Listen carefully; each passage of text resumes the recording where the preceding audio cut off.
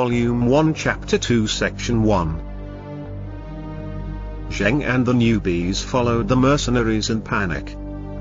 They didn't know what to do. They came from a modern, civilized world, and when they'd first experienced these fantasy-esque scenes, they thought it was all just a dream. To be honest, Zheng was rather delighted. After being bored with the real world, he needed some kind of stimulation.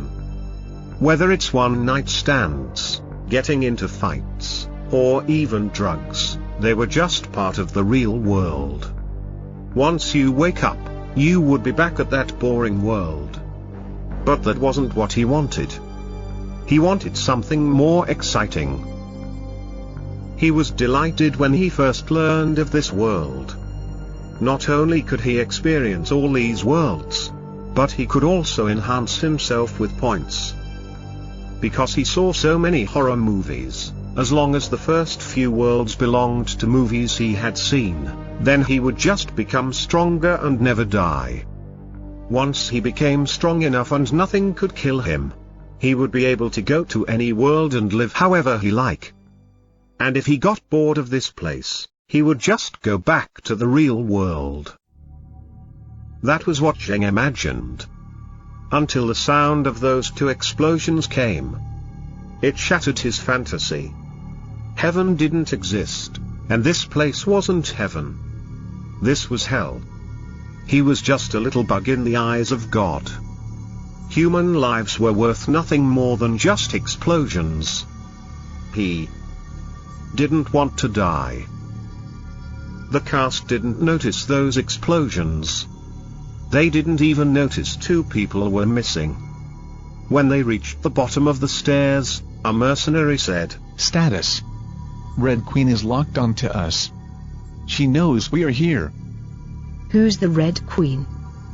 Alice asked Matthew with curiosity. A state-of-the-art artificial intelligence. She is the computer that controls the hive. Everyone reached the bottom. Jai turned around and looked at the people panting with a smirk. Keep going, guys. You're lucky if you live through this. To be honest, luck is already by your side. This movie has a very easy difficulty. One of the few movies where you can solve problems with guns. Once you survive this movie, you will have 1,000 points to enhance yourself. As the group moved forward, laboratories appeared on the sides. These labs were filled with water. Corpses of researchers floated inside. Zheng also knew that these corpses were already infected. Once the central computer restarts, they would be freed from any restraints. This is going to slow us down. Our route to the Queen takes us straight through these labs, a mercenary said. Ray, JD, see how bad the flooding is. Matthew ordered. Kaplan, G, find us an alternate route. Jai waved at Zheng's group and went ahead casually. After the four were gone, Spence asked, "What happened here?" Matthew looked at everyone and answered, 5 hours ago, Red Queen went homicidal. Sealed the hive and killed everyone down here. When we realized what was happening, my team was dispatched to shut her down. The main characters looked puzzled. Why did she do it? Alice asked. Matthew shook his head. That we don't know. But outside interference is a possibility. As Matthew was talking, a figure appeared through the window of the lab closest to Matt. He looked closely, realized that was a floating corpse and jumped back. Everyone was surprised, even Zheng's group. They looked toward that lab and saw a pale female corpse. The cast quickly calmed down, but Zheng's group was scared and shivering. Perhaps you couldn't feel it in the theaters, but when you were experiencing this, especially when you knew that corpse was a zombie, this sense of fear was unimaginable. Zheng's mind blanked out. Then a hand tapped his shoulder.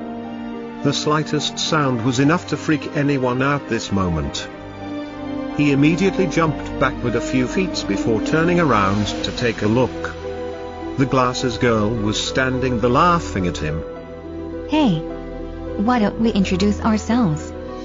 Since our lives are on the same line. The three men agreed. Glasses girl then said, My name is Sean Lan, sounds like a boy's name, right? I am an author. Before I came to this place, I always complained about the lack of inspiration. Little did I know I came to a world with limitless inspiration. This is probably retribution, huh? Zheng returned with a friendly smile. Zheng Zha. I was a manager. Before I came here I complained about the world being too boring and wanted some excitement. Though this place seems a little too much. Lan smiled and shook his hands. That's what I felt too. The middle-aged man smiled along with them. Gang, I was a truck driver. Before I came here, I complained about my wife being too stingy, and that my son didn't live up to our expectations. I clicked yes when I was playing online games with my friends. Then I came here. At last the boy said, Li Xiaoyi, high school student. Well, I complained about a lot of things, but this place doesn't seem bad. As long as I live, I can become a superhuman. According to what Ji said, you may be able to retain your powers if you manage to go back. I am tired of being bullied in school. If I can go back, I will kill those assholes. The boy let out a savage expression. The three adults looked at each other. They knew that this boy was probably bullied constantly in school. He was disappointed in reality. It seemed like the common ground for everyone here was being disappointed with reality. Giant Kaplan came back. When he walked past Lan, he suddenly tapped on her shoulder heavily. Lan let out a scream while Jai walked over to Matthew laughing out loud. Sir, I found an alternate route, but it's gonna cost us time. We double back, cut through Dining Hall B, then we're right back on track. Kaplan said. By now, the other two mercenaries were back also. Sir, no go. The whole level's flooded. Matthew nodded. Alright, we're behind schedule. So let's move it. Zheng's group followed them reluctantly. Fortunately, the mercenaries didn't start running again. Finally, they stopped in front of a metal door. They opened the door with a computer and cautiously moved in while holding onto their guns. This was a room with many metal cases. Anyone who watched the movie should know that inside those cases were hunters. Once the central computer closed down, they would be 100 times more dangerous than zombies. A mercenary looked at his computer. Dining Hall B. That's what it says on the map. Matthew walked over to him while Matt chimed in. Maybe the corporation's keeping a few secrets down here. Matthew looked at Matt without answering. JD, Ray, and G keep the prisoner here and secure the exit. At the same time, a mercenary said, Sir, halon levels are non-existent in this room. I think the system malfunctioned. Matthew nodded. JD, Rain and G, there may be survivors. Give me a search line, but keep it tight. The three nodded. But Jai sneered and took out a tobacco. He knew that there were no survivors, though there were quite a few zombies. Lan suddenly walked over to Jai and asked in a low voice, I want to know something. Can we change the movie's plot? Jai nodded. Continue. What else do you want to ask? She laughed. Can we bomb this place?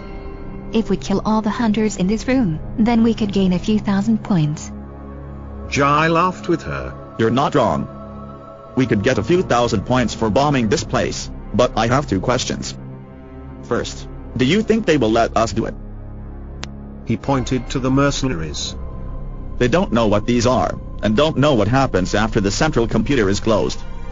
If they see us doing something strange, they would probably shoot us first thing, which may release the hunters earlier.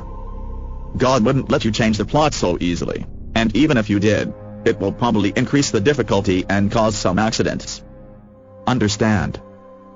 The second question is, what do you rely on the most to survive in these movies? Lan paused for a bit, She touched her forehead and answered, Power. No, luck. It's not reliable. Probably knowing the plot. Bingo. Knowing the plot is our biggest advantage, so when I am not 100% confident, I won't change anything. And whoever tries to change the plot for points, I don't mind sending him to hell. Zheng was listening to their conversation all along. Then he realized Jai was looking at him with a sense of pity and mockery. As though he was looking at a dead man. This made Zheng very uncomfortable. At this moment, Matthew said, Okay, the rest of you come with me. They went through a few doors and arrived at a control room. Of course the Red Queen had already gone out of control. This room could no longer control the whole laboratory.